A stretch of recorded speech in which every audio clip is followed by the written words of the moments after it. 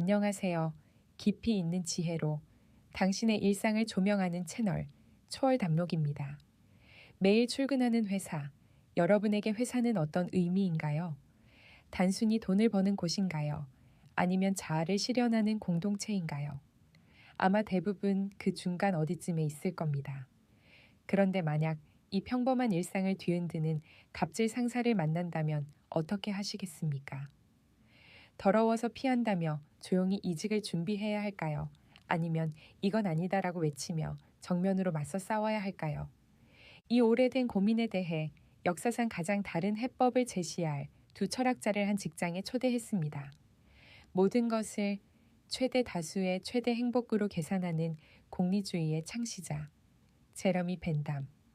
그리고 개인은 국가와 공동체 안에서 비로소 완성된다고 본 독일 관념론의 거장, 거르크 비렐름 프리드리히 헤겔. 만약 이 두 사람이 같은 부서에서 일하며 부당한 갑질 상사 김 부장을 만난다면 어떤 일이 벌어질까요? 개인의 행복과 공동체의 질서, 실리와 명분 사이에서 두 철학자는 어떤 선택을 하게 될까요? 지금부터 두 사람의 치열한 고민 속으로 함께 들어가 보시죠. 해겔 선생, 마침 잘 됐습니다. 오늘 낮에 있었던 일에 대해 이야기하고 싶습니다. 김 부장이 모든 팀원이 보는 앞에서 제가 올린 기획안을 집어던지며 소리를 질렀지 않습니까? 저는 지금 그 사건이 제게 미친 효용의 변화를 분석하고 있었습니다. 이번 사건으로 발생한 제 개인의 고통 총량이 이 회사를 다님으로써 얻는 쾌락의 총량을 넘어서기 시작했다는 잠정 결론에 이르렀습니다. 저 역시 그 문제를 심각하게 보고 있습니다. 벤담 선생. 선생이 겪은 주관적인 고통의 경험은 물론 중요합니다. 하지만 저는 그 사건을 통해 드러난 더 보편적인 문제에 주목해야 한다고 봅니다. 그 사건은 우리 팀, 더 나아가 우리 회사라는 이성적 공동체의 작동 원리가 심각하게 훼손되고 있다는 징후입니다. 김 부장의 행동은 합리적 절차라는 조직의 근본 원칙을 부정하는 명백한 문제입니다. 개인의 감정을 넘어 조직 전체의 건강성에 대한 문제입니다. 좋습니다. 관점은 다르지만 문제의 심각성에 대해서는 의견이 같군요. 제 계산에 따르면 김 부장의 행동은 저 개인뿐만 아니라 팀 전체의 업무 효율을 저하시켜 결과적으로 회사 전체의 행복 총량에도 명백한 손실을 끼치고 있습니다. 최대 다수의 최대 행복이라는 공리의 원칙에 정면으로 위배되는 것이죠. 그래서 저는 몇 가지 대응 방안을 놓고 각각의 득실을 따져보고 있었습니다. 선생의 분석이 궁금하군요. 어떤 방안들입니까? 첫째는 퇴사, 둘째는 인내, 셋째는 정면 대응입니다. 먼저 퇴사를 봅시다. 이는 고통의 근원으로부터 즉시 벗어날 수 있다는 점에서 단기적으로 가장 큰 쾌락을 줍니다. 하지만 새로운 직장을 구하는 과정의 불확실성, 소득 단절의 고통, 새로운 조직에 적응해야 하는 스트레스까지 고려하면 장기적으로는 더 큰 손실을 볼 확률이 있습니다. 다음으로 인내는 현재의 월급과 경력 유지라는 쾌락이 상사의 갑질이라는 고통보다 크다고 판단될 때 선택할 수 있는 전략입니다. 하지만 고통이 누적되어 번아웃이나 우울증 같은 더 큰 질병으로 돌아올 수 있다는 점에서 위험성이 매우 큽니다. 선생의 분석은 명료하군요. 하지만 그 두 가지 선택은 모두 문제를 외면하거나 개인적 차원에서 감내하는 방식입니다. 즉, 현존하는 모순을 그대로 방치하는 결과로 이어집니다. 그것은 진정한 해결책이 될 수 없습니다. 개인은 조직과의 관계 속에서만 존재의 의미를 갖는데 조직의 병을 외면하고 자신의 안위만 찾는 것은 결국 자신을 불완전한 상태로 내버려 두는 것과 같습니다. 세 번째 선택지는 어떻습니까? 정면 대응이 가장 복잡합니다. 이 싸움에서 승리했을 때 얻게 될 쾌락, 즉 정의를 실현했다는 만족감과 스트레스 근원의 제거라는 이익은 매우 큽니다. 하지만 실패했을 때 감수해야 할 고통, 예를 들어 부당한 보복 조치나 해고와 같은 위험은 제 경력 전체를 파멸시킬 수도 있습니다. 위험 부담이 너무 크다는 것이죠. 그래서 저는 섣불리 행동에 나서기보다는 먼저 이길 확률을 높이는 방법을 강구해야 한다라고 봅니다. 바로 그 지점입니다. 맞서 싸워야 한다는 방향성에는 저도 동의합니다. 하지만 그 투쟁의 목적과 방법론을 보다 높은 차원으로 끌어올려야 합니다. 이 싸움은 선생 개인의 이익을 위한 도박이 아니라 조직의 무너진 이성을 바로 세우기 위한 필연적인 과정이어야 합니다. 따라서 개인의 유불리를 넘어 무엇이 조직의 보편적 질서에 부합하는지를 물어야 합니다. 우리가 이 문제를 어떻게 규정하느냐에 따라 해결의 격이 달라집니다. 헤겔 선생의 말은 언제나 너무 추상적입니다. 조직의 보편적 질서라는 것이 당장 제 고통을 줄여주지는 않습니다. 저는 지금 당장 이 고통을 해결할 구체적인 행동 지침이 필요합니다. 그래서 구체적으로 무엇을 어떻게 하자는 말씀입니까? 좋습니다. 구체적으로 이야기해보죠.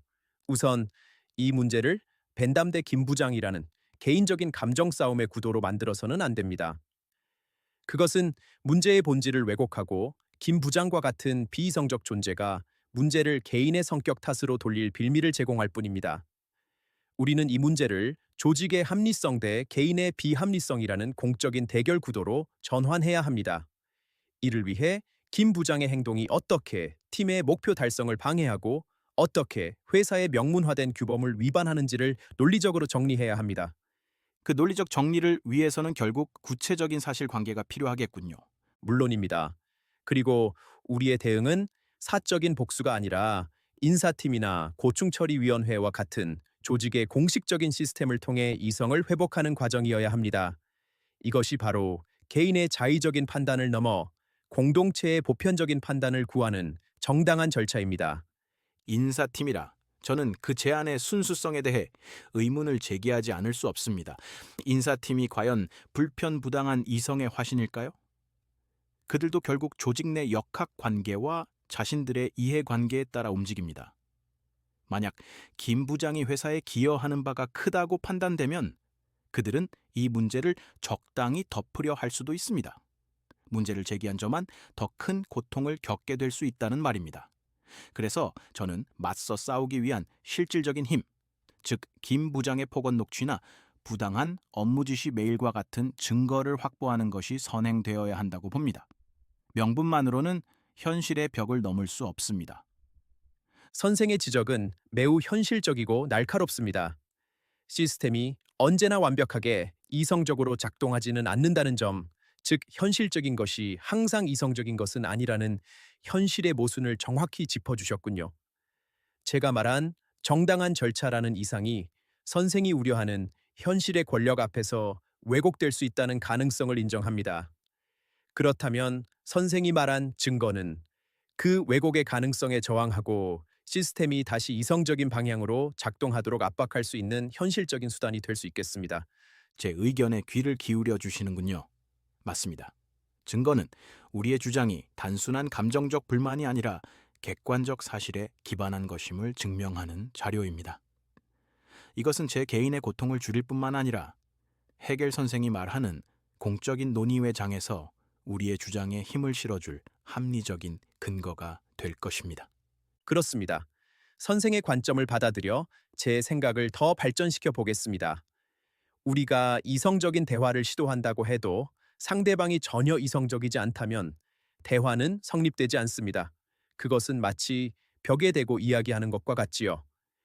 그럴 때 선생이 말한 객관적인 증거는 비이성적인 상대방을 이성적인 대화의 테이블로 끌어내는데 유용한 도구가 될 수 있겠습니다. 저의 정당한 절차라는 원칙이 현실에서 공허한 외침이 되지 않으려면 선생이 말한 구체적인 증거라는 현실적인 수단이 반드시 결합되어야 한다는 결론에 이르게 되는군요. 이것은 제 생각의 발전에 매우 중요한 지점입니다. 바로 그겁니다. 헤겔 선생. 그리고 저 또한 선생의 의견을 다시 생각하게 되는군요. 제가 증거를 모으는 목적이 단지 제 개인의 행복 증진과 고통 감소에만 머무른다면 그건 정말 사적인 복수나 이기적인 행동으로 비칠 수 있습니다. 하지만 이 증거를 가지고 선생이 말한 공식적인 시스템을 통해 문제를 제기한다면 어떻게 될까요? 그것은 선생의 행동이 질적으로 다른 차원으로 도약하는 것을 의미합니다. 선생의 행동이 개인적 차원을 넘어서는 것이지요. 네. 그렇게 되면 저의 행동은 단순히 개인의 효용을 추구하는 것을 넘어 조직 전체의 부당함을 바로잡아 결과적으로 더 많은 구성원의 행복 총량을 증진시키는 행위가 될 수 있습니다. 즉, 제 개인의 이익 추구가 해겔 선생이 말한 공동체의 발전이라는 더 큰 목표와 연결될 수 있다는 겁니다. 이것이야말로 진정한 의미의 최대 다수의 최대 행복을 실현하는 길이 아니겠습니까? 저의 공리주의가 더 넓은 차원으로 확장되는 셈입니다. 놀랍군요, 벤담 선생. 선생의 실용적인 계산이 저의 원리와 만나는 지점을 정확히 찾아내셨습니다. 그렇습니다. 선생의 구체적이고 현실적인 수단과 저의 보편적이고 원칙적인 목표가 결합된다면 우리는 이 문제를 가장 이상적으로 해결할 수 있을 겁니다. 개별적인 것, 즉 선생의 증거와 저의 원칙이라는 보편적인 것이 만나 새로운 단계의 해결책으로 나아가는 것입니다. 이것이 바로 우리가 함께 도달해야 할 새로운 종합적인 결론입니다. 그렇다면 우리의 행동 계획은 명확해졌습니다. 단계별로 정리해 봅시다. 첫째, 감정적인 대응을 자제하고 김 부장의 부당한 행동을 객관적인 증거로 수집한다. 이 과정은 철저히 비밀리에 그리고 합법적인 테두리 안에서 이루어져야 불필요한 고통을 최소화할 수 있다. 녹음, 이메일 보관, 동료들의 증언 확보 등이 포함되겠지요. 동의합니다. 그 단계에서 중요한 것은 증거 수집의 목적이 단순히 상대를 공격하기 위함이 아니라 진실을 규명하고 이성적 판단을 돕기 위함이라는 원칙을 잊지 않는 것입니다. 그리고 둘째, 충분한 증거가 확보되면 이것을 바탕으로 김 부장의 행동이 개인의 감정 문제가 아니라 조직 전체의 성과와 규범에 반하는 공적인 사안임을 명확히 하는 논리적인 보고서를 작성한다. 보고서에는 그의 행동이 팀의 사기 저하, 프로젝트 지연, 인재 이탈 가능성 등 조직에 미치는 구체적인 손실을 명시해야 합니다. 훌륭합니다. 단순히 기분 나빴다가 아니라 그의 행동으로 회사에 얼마만큼의 손해가 발생했다는 식으로 수치화하면 더욱 설득력이 있겠군요. 제 전문 분야를 활용할 수 있겠습니다. 그리고 마지막 셋째, 그 보고서와 증거를 가지고 인사팀이나 고충처리위원회에 정식으로 문제를 제기한다. 이로써 우리의 행동은 사적인 보복이 아니라 조직의 발전을 위한 공적인 문제 제기라는 명분을 얻게 되고 실패했을 때 우리가 감수해야 할 고통의 크기도 현저히 줄일 수 있다. 완벽합니다. 벤담 선생. 개인의 권익 보호라는 현실적 필요와 공동체의 이성 실현이라는 숭고한 목표가 아름답게 조화를 이루는군요. 이 과정을 통해 김 부장은 자신의 행동이 조직 내에서 용납될 수 없음을 깨닫게 될 것이고 우리 조직은 갈등을 통해 한 단계 더 발전하는 계기를 맞게 될 겁니다. 설령 김 부장이 변하지 않더라도 시스템은 이 문제를 해결하는 과정에서 더 합리적인 제도를 구축하게 될 것입니다. 즉, 이 사건은 우리 공동체가 스스로의 모순을 극복하고 더 높은 단계로 나아가는 역사적 계기가 될 것입니다.